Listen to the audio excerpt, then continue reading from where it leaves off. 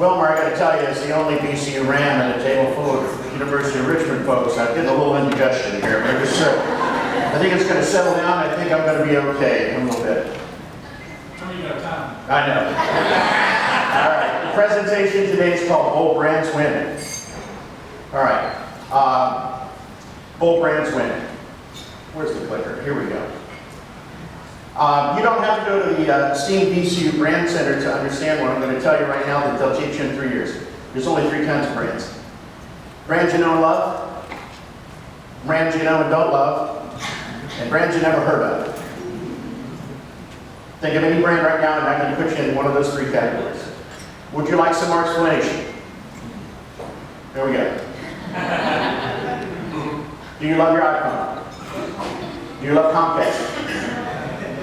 I got a lot of people laughing over here. Most people crying when they're talking about that, but essentially a lot of people love their iPhones, a lot of people about their cable company. And XYZ.org, you don't know them, so you don't really know about them, and you can't care one way or the other, correct? All right, people have emotional attachments to brands. People love their iPhone. People hate the fact that the cable guy did not show up between 12 and 4 like he promised. Right? All right, back to school. Ready? 4 P's of marketing. You want to recite it with me? Product, price, place, promotion. If you have the right product in the right place, with the right price and the right promotion, you win. Right, Jim Wilson? No. No. I planted him there. Because we forgot 3. People, process, and physical evidence. Right? There's more stuff to an organization. And in these days, brands that used to basically put their emphasis in one of these 4 areas now have to find out that they're different. And they have to actually change the way they think about communicating with folks. Because today's successful brands are either people brands, they're process brands, or they are rooted in some sort of physical evidence. If I walk into a Chick-fil-A and I say thank you, the kid behind the counter says, why? Because you're smarter than the kid at McDonald's down the street. They look for kids that have A, B honor roll. They pay them 75 cents more an hour. They train them for 4 weeks before they let them talk to a customer. They market within school systems. They are a people-powered brand. McDonald's, more fast than food. Come on, stay with me, people. That's one of my best ones. 1 minute and 30 seconds from the window to the box. They invented fast food. At McDonald's, on the register, they have emblems of small, medium, and large fries. They don't have small, medium, and large fry right now because it takes them too much time to read that. They are so much in the process that they deliver. The last time you went to McDonald's was not because it was healthy, it was because you were in a hurry to get the kids to soccer. Chipotle, physical evidence. They don't have a drive-thru. And you pay $7 for a burrito. You participate with them. You make the food together. Everything about them is rooted in physical evidence. Even the water cup says agua, and it's branded in Chipotle colors. Most people won't give you a branded water cup. So, bold brand as a strategy. Why do bold brands win? Why bold? It's nothing new. Horace said, began to be bold and ventured to be wise. Freedom lies in being bold. Sigmund Freud, how bold one gets when one is sure of being loved. One of my other favorites, someone mentioned it earlier, Blackbeard. Infamy is eternal. We're still talking about Blackbeard 400 years later. More recently, John Kennedy said we are going to land a man on the moon by the end of the decade and we're going to return him safely back to the Earth. At the time, it was a pretty bold idea. We're attracted to people who have bold ideas. Are we attracted to bold people? Was there something about John F. Kennedy that we said, wow, yeah, this is really something? He said bold things. He did bold stuff, right? So if people are attracted to bold people, and bold ideas and bold visions, why wouldn't they be attracted to bold organizations? People are. Because bold brands get attention. This morning in the seminar, we talked about how hard it is to compete for attention these days. When I grew up, we had 3 channels. In Lynchburg, we had 3 channels. ABC, CBS, NBC, and then we got cable, and then there were like 50 channels and nothing to watch, right? And now we got satellite, and we got all these other channels, and then think about thousands of websites and stuff like this. We have more information than we've ever had in the information age, and no one's paying attention. All of us are competing for attention, right? Are you competing for attention to try to get your members to renew at that time of year? You send them an email reminder and they go, I didn't see it. Why didn't they not see an email reminder? Because that's the 500th email they got that day, right? So we're all competing for attention. And here's why. All this information is going to make us explode at some point.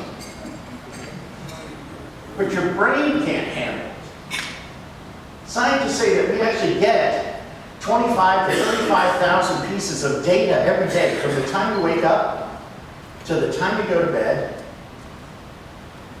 You're going to hear a little bit about what I said today, what Momer said earlier, and the sponsor message earlier, and the Bikes organization, and the Chipotle billboard that you saw on the way in, and all these other pieces of data, but your brain can only handle 24 pieces of it.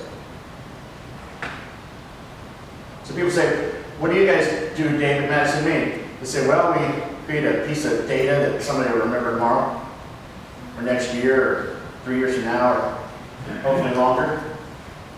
And it breaks down to basically implicit and explicit memory. Are y'all familiar with this concept? And how people learn? We've known for a long time that experiential learning works better, okay? But we still put kids through standardized tests because we're trying to figure out the recall, okay? I made a joke in the thing earlier. You know why millennials can't spell? Spell check.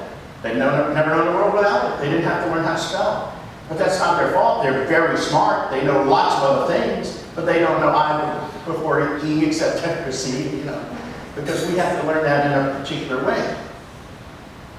Knowing what to do versus knowing how to do it, like muscle memory. Who plays golf? Remember, like muscle memory, going through the thing? Our brains work the same way. Do you remember the driver's ed manual? Do you remember taking the driver's ed test? Right? Do you remember who taught you behind the wheel? Right? We're going to usually remember the fact that we got in the car with Dad, and Dad yelled at us when he was, driving around the mall parking lot, as opposed to the other way around. Do you remember your driving test driving here today, or did you just drive here today? All right. So implicit memory is really how we get between and how we remember bold brands. Now, let me caution you, there's a fine line between boldness and arrogance. Donald Trump, for example. I was asking about this recently, and I'm like, what do you think? Da, da, da, da, da. Like, I like it. He says bold stuff, but he can't win because he's arrogant. So apply this to the company. People love their iPhone. People don't love Microsoft, for example, because they bundle stuff. And they tell you how it's going to be, and they're going to tell you what the price is, and that sort of stuff. One brand bold, one brand arrogant. So how can you make your brand bolder? I talked about people, I talked about process, I talked about physical evidence, and those sort of brands. We work with a lot of companies basically that root that in that one thing or another. In the seminar that I talked about this morning, I talked about one thing. And so here's your homework. When you get back and you talk to your board and you talk to the other people there, all right, talk about what makes you different. What makes you extraordinary, what makes you remarkable in your organization, and what has value for your members, or your constituents, or your stakeholders. What's that one thing? It might take more than an hour to figure it out. It might take more than one board retreat to figure it out. The brand example I used earlier, and his name's on the building, is Mr. U-Crop. I miss U-Crops. Anybody miss U-Crops? Just raise your hand right there. Boy, I thought, I'm so sad that the White House rolls are going away.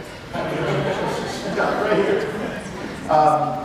But the U-Crops experience, was it because he had better produce?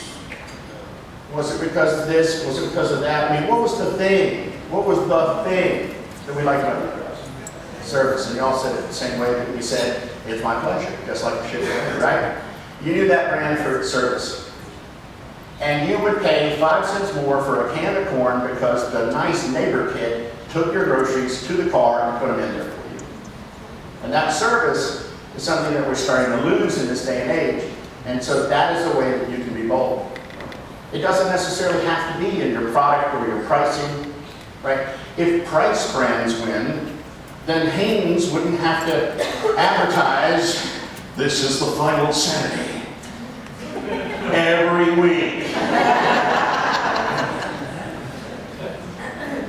So people brands like Chick-fil-A, all right? Process brands, physical evidence brands. Think about ways that you can be bold and you can deliver that message. But before you go there, figure out that one thing. People, process, or physical evidence. In this era, when so many people are competing for attention, your brand has to be in one of those areas or another. So, before you jump on that journey, pick one. Here's my information. If I can help you out, I'd love to connect you. If you'd like a copy of the presentation, I don't email it or mail it. You'll have to connect with me on social media. The easiest way is on Twitter. I only have 28,000 friends and I could always use some more. Thank you for your time today. You guys were great.